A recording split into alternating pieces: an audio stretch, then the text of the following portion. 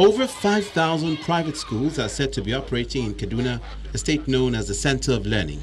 Unfortunately, many of these schools, aside from not being registered, operate outside the proper academic curricula in makeshift structure, residential buildings with no compounds, mechanic garages without sports fields, science laboratories, and other requirements. On top of a tree. With no proper registration, a majority of these institutions operate illegally by sole proprietors with little or no regulation from the State Ministry of Education.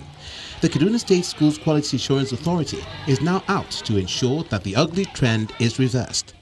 We are aware that over 4,000 private schools are operated in the state, and every day these schools are being established.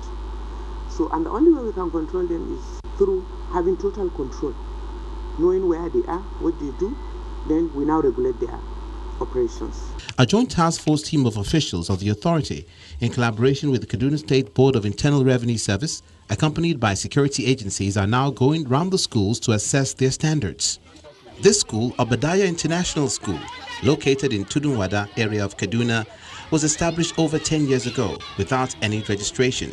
The school operates nursery, primary and secondary school classes in this dilapidated structure. Like many others, it has no science laboratory, library, good toilet facilities and conducive environment. We are only going to those schools that have not registered with government. And it is the responsibility of government through the Kaduna State Schools Quality Assurance Authority to monitor and regulate the activities of private schools in Kaduna State. And as you can see, most of them have not met those conditions set before operating a private schools. It's the same case in other schools visited by the task force, as they operate in flats, rooms, or worse still, makeshift structures. In what appears to be a collaborative effort, the representative of National Association of Private Schools is also part of the exercise. We, as representative of NAPS, are on the team from the Quality Assurance Authority to make sure that none of our members is not dealt with correctly. Making sure that, yes, if any member has any shortcoming that can be redeemed immediately, we plead for them and they get to do that and their school will not be closed.